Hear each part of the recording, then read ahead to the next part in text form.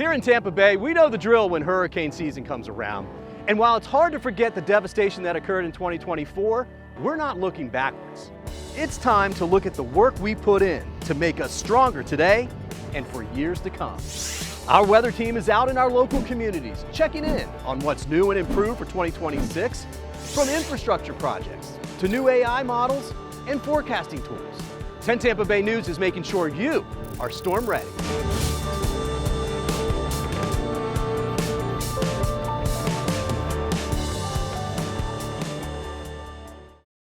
I'm 10 Tampa Bay Chief Meteorologist Bobby Deskins, and over the nearly 2 decades that I've spent here, I've seen some of the worst storms that have affected our area. Many of our communities are still recovering from Hurricanes Helene and Milton, which brought deadly flooding to both our coastal and inland areas. But over the next half hour, myself and our team of meteorologists here at 10 Tampa Bay are going to be looking at what's happening now to better protect you and your family the next time a storm strikes.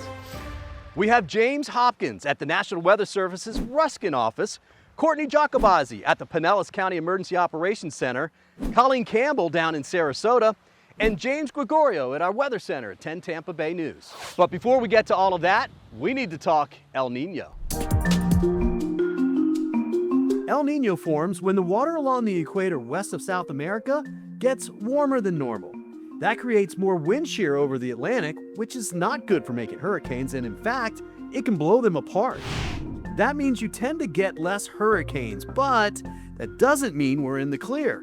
1992 was also an El Nino season, and the named storm, the first one that year, was Hurricane Andrew.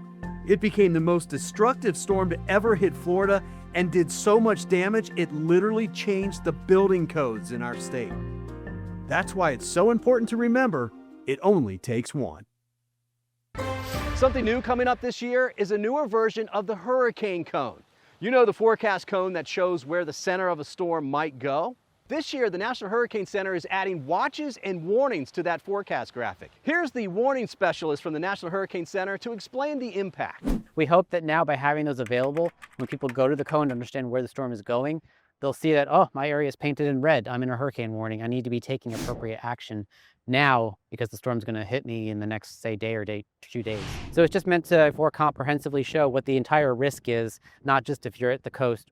So here's a look at the difference using Hurricane Milton as an example. I want you to pay attention at what's highlighted. You can see just how much more coverage this new cone will give us, which will make a huge difference in understanding the severe weather risk. The people putting out those watches and warnings work at the National Weather Service office in Ruskin. Meteorologist James Hopkins is out there now for a closer look. Yeah, I'm here at the National Weather Service office in Ruskin. Now, people in this building monitor our local weather 24/7. So we wanted to ask them what's different during hurricane season. When we go into hurricane operations, we are changing from our normal 9-hour shifts into 12-hour shifts to make sure that we have adequate crew here 24/7. We're trying to collect as much data in the moment.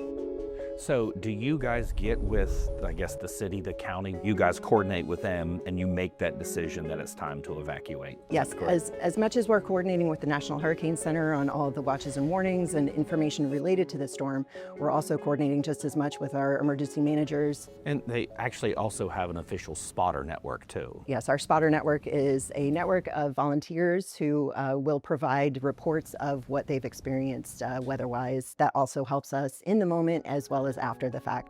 We all live in this area. I even grew up in this area, and it is truly our neighbors. It is truly our friends and family that, when we're issuing this, we have in mind. Bobby, one thing that continues to change in hurricane forecasting is artificial intelligence. It's something we've been looking at too. You know, I spoke to the National Hurricane Center director about how they're using AI models this year. They tell me that in some cases, those models are more accurate than models that they've been using for decades. So they started to come on board, I would say 2 years ago. We just got a kind of initial look at them. It's really different than traditional weather modeling. You used to see the models change once a year maybe. Now the AI models are rolling out new models every few weeks or every few months. And then last year we had full access to the Google DeepMind model throughout the hurricane season. For Melissa, it did excellent. We saw that it helped us with our track forecasting. It helped us with our intensity forecasting. There were some other storms that didn't quite do as well with, and so we're kind of in that stage now of evaluating all of the forecasts to understand when it does well and when we still need to maybe take pause and still apply all the other models. It's an opportunity and a challenge. They're not the end-all be-all. Something that's really emphasized in that conversation is that it's important to remember that there is always a human verifying those models and the data before it's actually put into the system. And the reason why we need the models to be accurate is so that we know where to deploy resources and evacuate people before the storm. I want to bring in meteorologist Courtney Giacobazzi. Courtney, you're at a place where the main focus is protecting people from the dangers of the hurricane. Yeah, Bobby, I'm here at the Emergency Operations Center in Pinellas County, and when storms threaten the area, this place turns into the headquarters for hurricane response. Today, it just looks like an empty computer room, right? Lots of stations. But when we activate, we actually can bring in over 200 people. We actually break this up into different groups because, as you can imagine, there's a lot of activity going on. We actually added more seating here in the EOC. It was like standing room only here between Helene and Milton. You guys really do here think of every worst case scenario here. Yes, yeah, and I think to the average person, they're like, why are you calling evacuation so early? We hear that a lot, right? But from my perspective, I'm trying to make sure that about 1 million people in our entire geographic county are protected. Time is the one resource you cannot get more of, because the closer you get to the winds arriving, the fewer options you have. And if you do nothing else, just get out of harm's way. Right. And Bobby, especially here in Pinellas County, a big part of storm preparation, both for emergency crews and homeowners, is that threat for storm surge. Yeah, Courtney, water is the #1 killer in hurricanes, and storm surge is one of the biggest ones for that, inland flooding as well. Storm surge is literally the hurricane force winds blowing the water from the Gulf up onto land. The bigger the storm, the higher the wind, the shape of the coast, the depth out there in the Gulf, that all makes a difference. And so each storm can change and have different levels of storm surge. But imagine 1 to 3 foot of surge pushing the water up onto the beaches, potentially over the dunes. 3 to 6 foot of surge here would put water over most dunes and into some houses. Now imagine 6 to 9 feet of storm surge. That's essentially what we saw during Hurricane Helene in 2024. We know the damage that did, and we could see a storm like that happen once again. So it's really important to know your zone. And if you are asked to evacuate, please do so. We want to get people out of the way, out of harm's way, and make sure you and your family are safe. We are seeing more of an effort to let people know how high the storm surge can get in certain areas. 10 Tampa Bay meteorologist Colleen Campbell's in Sarasota. Colleen, you're at a popular beach spot that officials hope can turn into an important reminder. Yeah, Bobby, it may be hard to tell from this shot, but if we zoom out, these storm surge poles are hard to miss. We want to encourage people to understand what those colors mean when those maps come out, and we want them to come stand next to the pole and really get a sense of how tall 6 feet of water can be.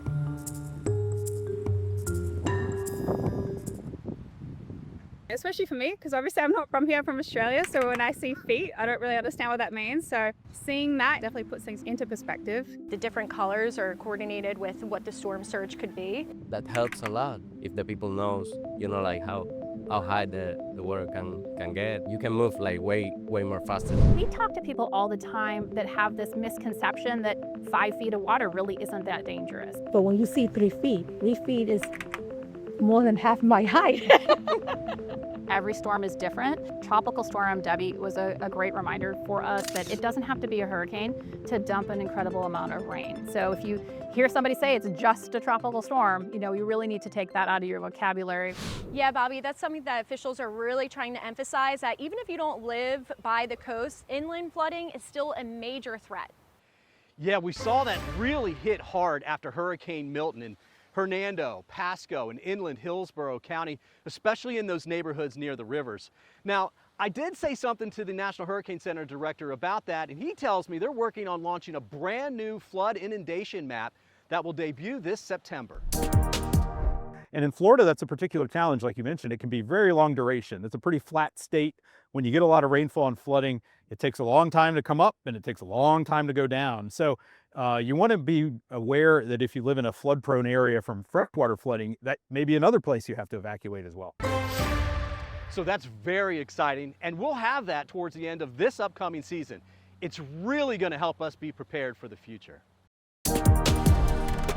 Don't go anywhere. Coming up next, we're taking you along with us for a tour of the hurricane hunters.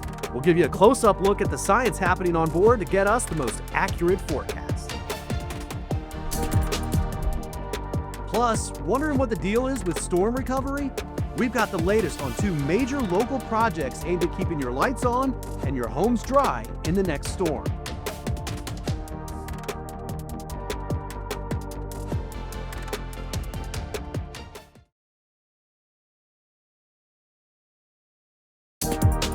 So, you know, tracking hurricanes, one of the most important parts of that is the data. Where's the storm? What does it look like? These planes behind me and their teams of aviators track those hurricanes right in the middle of the storm. These are the hurricane hunters, and we're out here at Sarasota International Airport to learn all about them. We're walking up to the port hatch of the WP3 Delta. We're a hurricane hunter, Miss Piggy.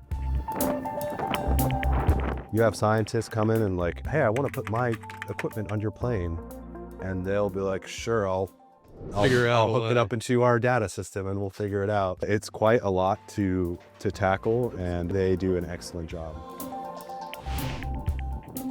So a lot of extra room from the PC, obviously bigger, but like usually it's instrumentation all the way front to back. Yeah, it's a storm mission. It's just strictly crew. So this is our dropson tube. These are the dropsons themselves. Throughout the storm, we'll probably drop about 20 to 30. It collects temperature, wind speed, direction, pressure, everything like that, and gives us kind of a real-time feed to the airplane.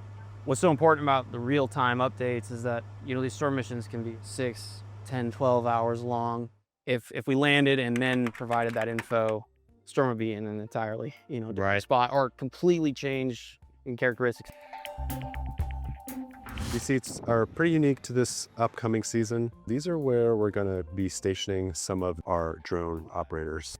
There's antennas and the equipment that they need to be able to tell it where to travel and where to do measurements within the storm. And so what's different from that, a dropson will just drop down and take some time to float to the surface. But this drone literally can spend hours flying around, 1 to 2 hours. 1 to 2 hours is pretty accurate.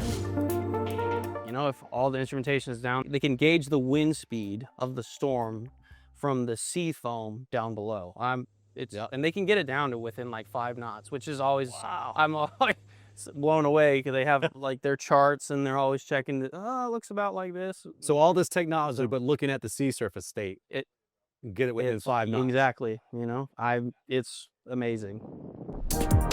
So when you see our forecast, then you know that that data is coming from these planes right here. It's going into those forecast models and it's helping us to give a better forecast. And this year, they're even more prepared than ever. Bobby just showed you what the planes look like on the inside, but this is what they're doing once they fly into a storm.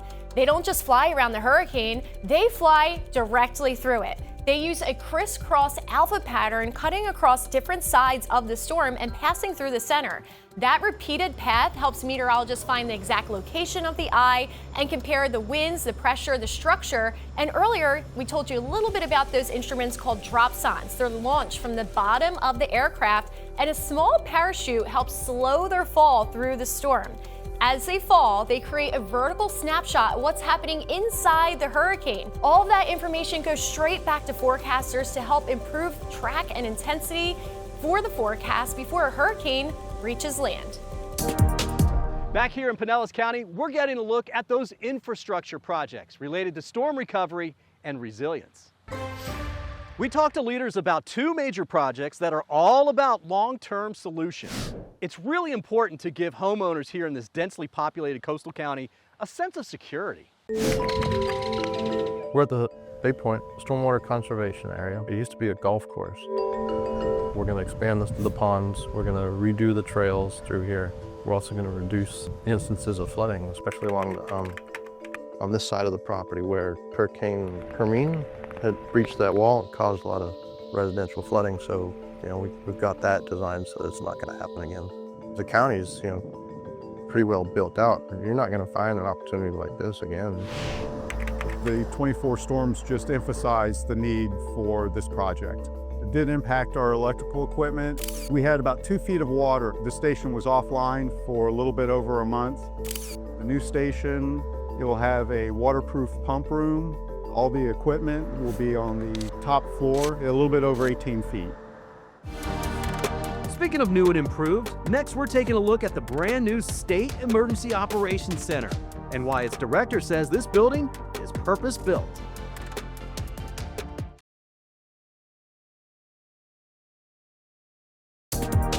One of the things we always try and emphasize is all the different risks and dangers that come before, during, and after a storm. We say it all the time, know your zone. Have a backup power supply for medical devices. Keep generators in ventilated areas, and probably most important, check on your loved ones. Unfortunately, sometimes those messages can get drowned out. But the 2024 hurricane season showed us that those risks have real and deadly consequences. We want to bring in 10 Investigates' Jen Titus back in the studio. Jen, you've looked through every single death record from Hurricanes Helene and Milton, and these cases are hard to forget. Yeah, Bobby, I can tell you that reading through these reports detailing how these people died, it's something that you will remember when the next storm nears. Between those 2 storms, 33 people in the Tampa Bay area passed away. 23 of them were over the age of 65. So that's a demographic we know is always vulnerable in a hurricane. As you can probably expect, almost half of the deaths were drownings from storm surge. But the second most common cause of death is one we don't always consider: blunt impact trauma. Going through some of those cases, 7 of them were falls, with those ages ranging from 73 to 94 years old. One man fell down the stairs while headed to the parking lot of his apartment complex to move his car from rising floodwaters. 5 others fell while making repairs after Hurricane Milton and did not recover. I also want to bring attention to 2 people who died in car accidents. One woman drowned after her car accidentally drove into a retention pond because the driver could not see the road underneath the floodwaters. Another woman was a passenger in a car that was T-boned driving through an intersection that had traffic lights with no power. And Bobby, we're bringing up these cases not just to rehash the past, but to remember that these people were part of our community. Knowing how they died can change our perspective going into hurricane season, and hopefully we can better avoid preventable deaths when the next storm hits. Jen, thank you very much. Like she said, we're always telling you what you need to know, but what she just explained is why you need to know those risks. And our area's unique vulnerability to those post-storm impacts is exactly why listening to evacuation orders is important. This is something that I talked about with the National Hurricane Center director's Michael Brennan. Listen to what he had to say. You may have to leave 3 or 4 times without getting the very worst storm surge that you could see. But on that 5th or 6th time, you may get the very worst and you're not going to want to be there. Florida has by far the most after the storm fatalities compared to any other state in the United States. There might not be any emergency services, medical services if you have an accident, long duration power outage if you're dependent on a medical device, or keeping your insulin refrigerated if you're diabetic. All those types of things can combine to make the post-storm environment almost as dangerous as the storm itself. It's definitely something we can't emphasize enough. And when it comes to coordinating evacuations, crews up in the Tallahassee area make sure our local counties have everything they need to make it happen. I want to send it over to meteorologist James Gregorio back in the Weather Center. James, the state just finished major upgrades to the Emergency Operations Center. Yeah, Bobby, this is going to help the state do its job to make sure we have the resources we need during and after a storm. So we actually had to do a you are here and kind of just really, instead of dedicating one of our security guards or some person to just doing nothing but this, this is all interactive. The old Emergency Operations Center could only withstand a Category 3 hurricane, so staff often had to be relocated across the state.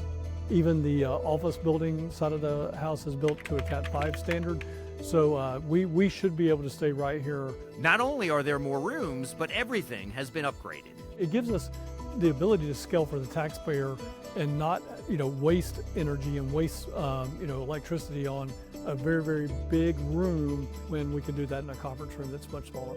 The whole facility costs $185 million, but Guthrie believes it's an investment for taxpayers. I believe this building will be sitting here 100 years from now.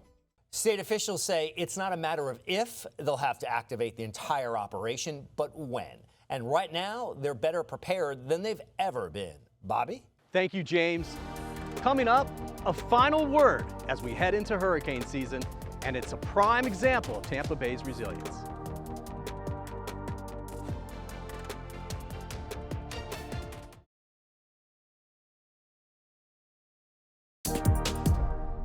Before we go, here's the outlook one more time for this hurricane season. Now, like we said, because of El Nino, we're expecting a below average season, but again, we can't stress this enough. It only takes one storm. And of course, we've got to mention that we are going into this hurricane season with a finished roof on Tropicana Field. This time last year, the roof was still completely open, and we got lucky there wasn't a storm to do more damage to it. All of the panels were replaced by November of last year, which was actually ahead of schedule, with more than enough time for fans to enjoy opening day. From all of us here at 10 Tampa Bay News, thank you for trusting us to keep you storm ready. Stay with us throughout the hurricane season for the most up-to-date and in-depth coverage on the tropics.